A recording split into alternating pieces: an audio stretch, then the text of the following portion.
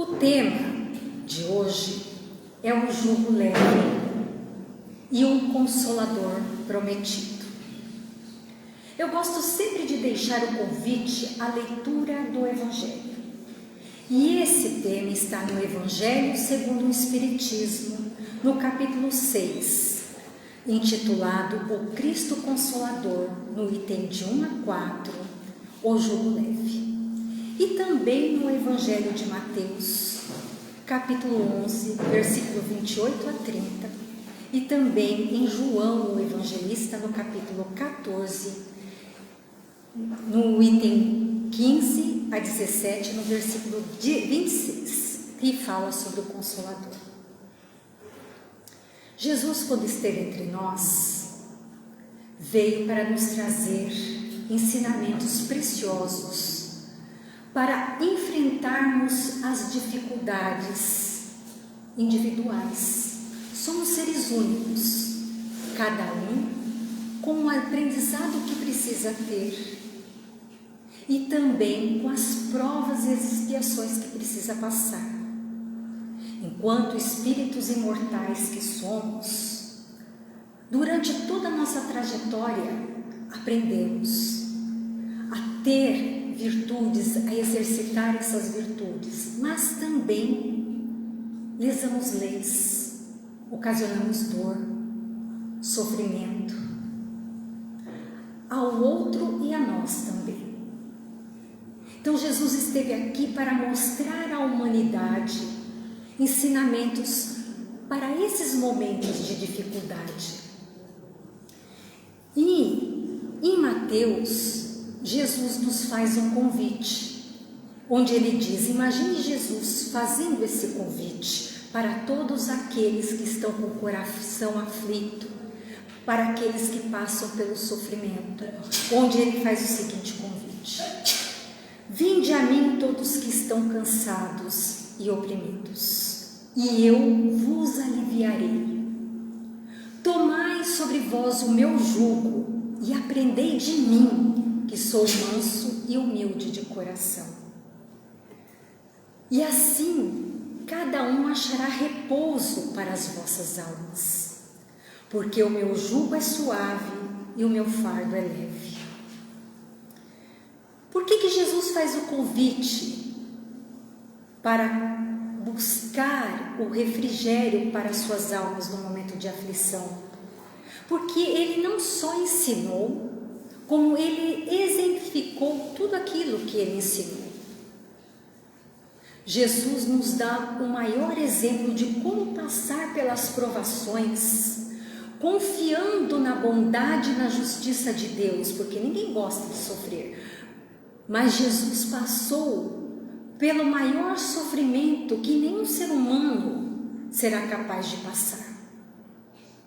O caminho para o Calvário. Mas antes ele passou por provações e dores, onde ele foi julgado indevidamente, onde ele foi castigado, açoitado, e foi obrigado a carregar uma cruz 7 vezes mais pesada que o seu corpo.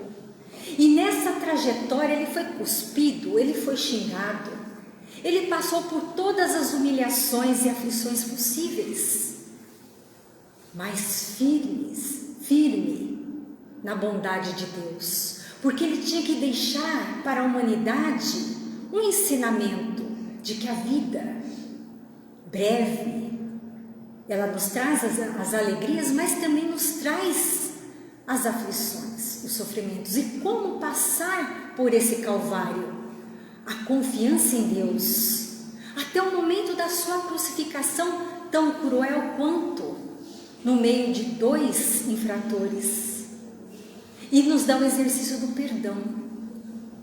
Então, quando ele fala, vinde a mim, é para que nesses momentos, com o conhecimento que ele nos proporciona, isso vai nos fortalecer, porque sabemos que toda essa dificuldade, quando nós enfrentamos com fé, com esperança, de que nós nunca estamos sozinhos, jamais. Nós temos o nosso anjo de guarda, mentores que nos auxiliam. e nós confiamos em Deus, que aquilo é para o nosso aprendizado, porque todos aqui que já passaram por momentos difíceis aprenderam algo. Todo sofrimento traz ensinamento. Então, quando nós compreendemos que nós não estamos sozinhos, que nós temos algo para aprender e buscamos refrigerar o nosso coração aflito em Jesus, quando nós nos lembramos de tudo que Ele nos ensinou e de tudo que Ele passou para deixar esses ensinamentos, nós nos sentimos fortalecidos. E no momento onde a dor e o sofrimento é intenso, nós voltamos o nosso coração com humildade, porque Jesus é manso e humilde de coração. Nós também devemos dar essa abertura. E através da prece sincera, vinda do coração, nós vamos dizer: Senhor, dai forças, nunca para tirar os obstáculos que fazem parte da nossa prova, da nossa expiação, do nosso aprendizado, mas força para vencer. E essa ajuda nunca faltará. Jesus, quando curou, Ele não disse: você não passará mais por aflições. A tua fé te curou, mas a vida continuará te trazendo outras aflições e o aprendizado para superar. Então, tomai sobre vós o meu jugo, é os ensinamentos que o Mestre nos trouxe. Os seus ensinamentos são suaves, são leves, porque quando nós observamos o Evangelho, o conteúdo do que Jesus fez, e começamos a tirar a essência, o que fica? O amor puro, incondicional, o amor ao próximo.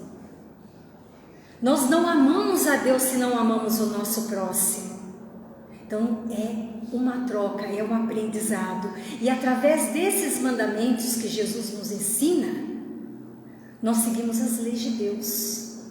Nós compreendemos que amar e ajudar o outro, exercitar essa caridade, a fraternidade, além de ajudar aquele que está numa situação pior do que nós, isso se torna bônus, porque quando nós fazemos coisas sem esperar nada em troca, nós juntamos bônus.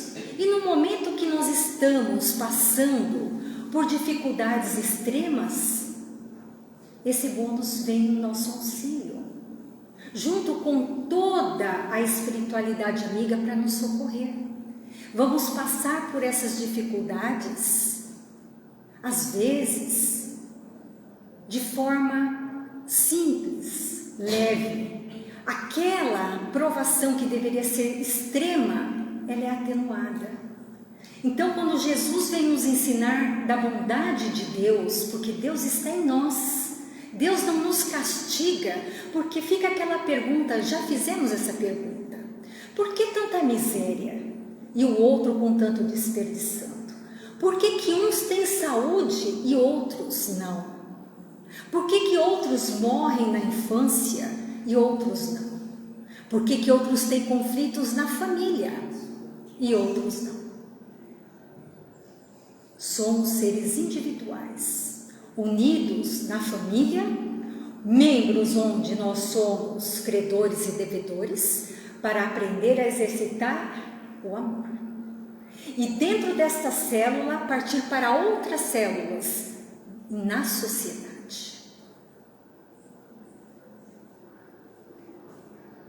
A essência sempre será o amor. E dessa forma, quando nós ajudamos outro, nós vamos exercitando a nossa humildade, a nossa mansitude interior. Vamos aprendendo a praticar as virtudes e trabalhar as nossas imperfeições. E aí nós vamos achar descanso para as nossas almas, porque a gente compreende que a dor e o sofrimento, ela tem uma causa.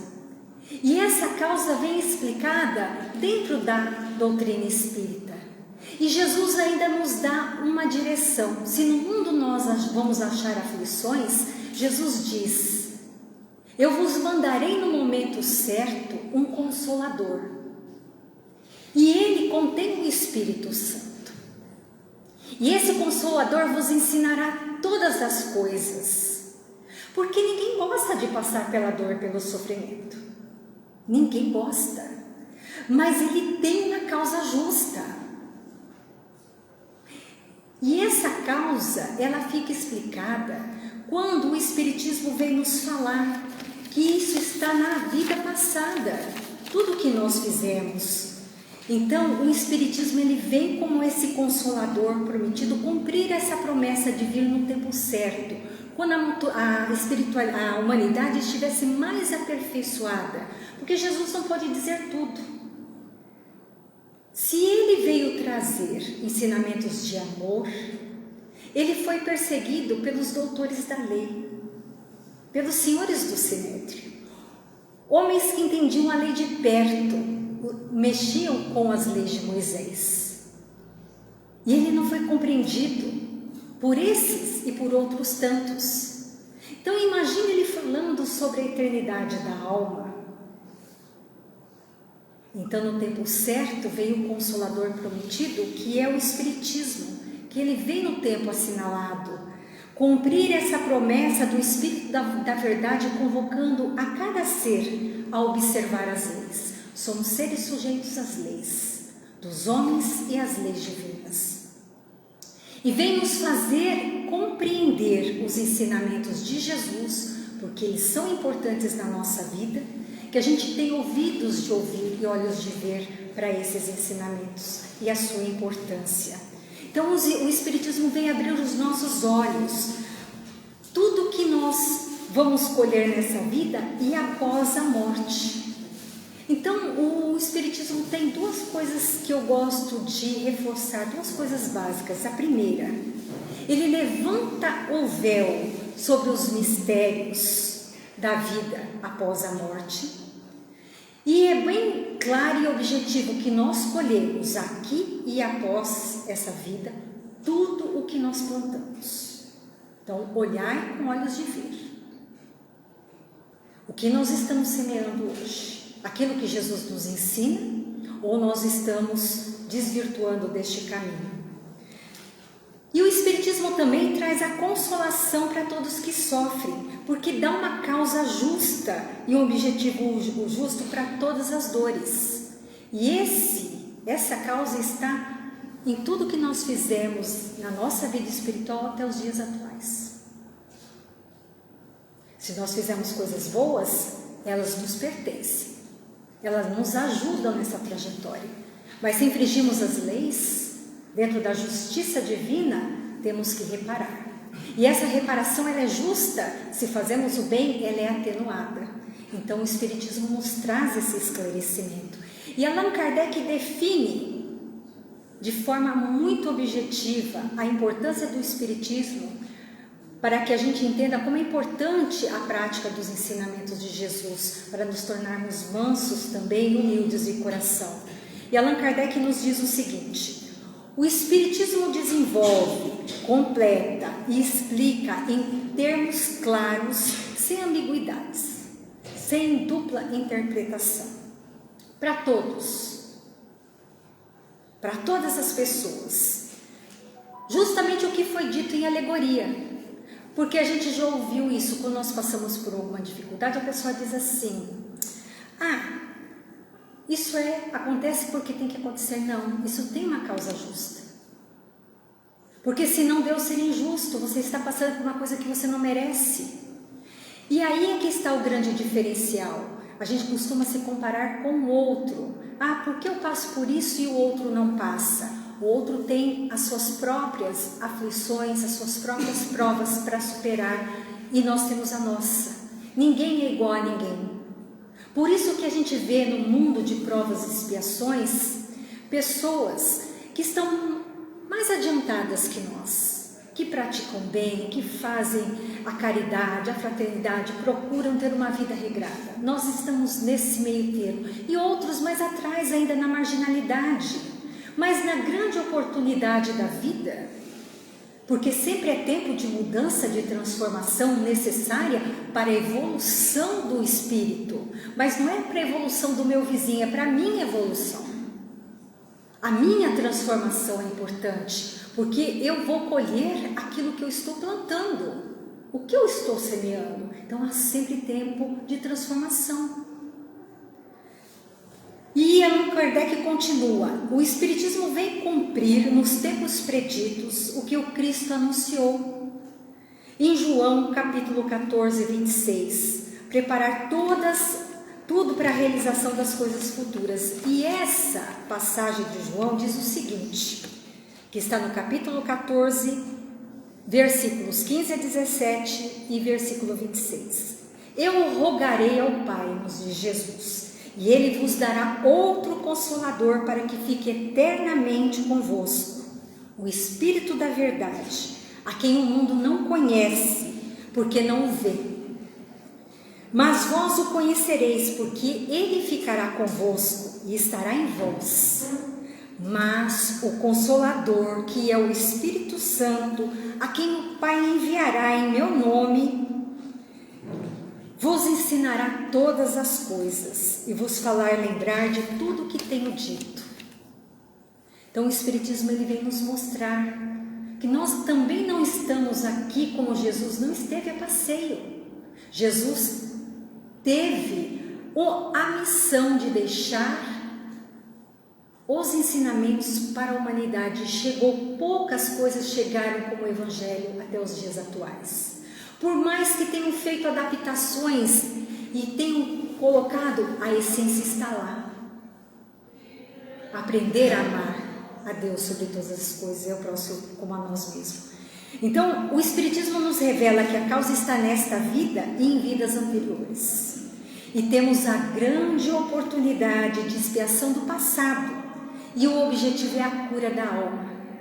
Para que a gente possa fazer parte de mundos mais felizes, quando Jesus diz: o meu reino não é deste mundo, esse mundo imperfeito não era o habitar dele mesmo. E que não seja o nosso, que a gente faça essa transformação e venha, numa próxima oportunidade, fazer parte de um mundo de regeneração. E a cura é necessária, a dor e o sofrimento, para a cura e a purificação do espírito. E assim nós vamos assegurar a nossa felicidade nas existências futuras. Então a gente aprende que a nossa eternidade espiritual, ela é necessária e benéfica, principalmente quando nós pagamos a nossa dívida. Então cada prova realizada e vencida é uma etapa cumprida. Então, ao invés da gente lastimar, ficar maldizendo a Deus, porque só piora as coisas, que a gente tenha fé, resignação como Jesus rumo ao Calvário. A fé em Deus, ela movimenta a nossa vida. Ela nos proporciona força. A lamentação não faz isso. Ela mata a esperança. Ela fecha os caminhos. Ela abre a porta para as obsessões de toda a ordem. E a escolha sempre será nossa. Então, que a gente possa olhar esse chamado de Jesus como o caminho que a gente tem que seguir em todos os momentos, tanto os momentos de alegria como no momento de tristeza, porque Jesus promete aos aflitos o alívio. Para todos que se submeterem ao seu jugo, às suas leis, aos seus ensinamentos, que nada mais é do que observar aquilo que Ele nos ensina. E assim que cada um de nós cumprirmos a nossa tarefa, fortalecidos e exemplificando isso que Ele nos ensina, que é o amor, nós vamos aliviar os nossos sofrimentos. E assim nós vamos também acreditar na justiça de Deus, que tudo tem uma causa, que nós não somos os injustiçados, nós somos os merecedores. E para que a gente receba ajuda, é necessário que a gente abra a nossa mente e o nosso coração, porque os mentores amigos estão sempre próximos, tentando nos ajudar. Nós somos de guarda também. Mas o que acontece no momento de dor e sofrimento, a gente se fecha. A gente lastima e a gente então aprende a confiar em Deus. Esse é o nosso caminho, esse é o convite de Jesus.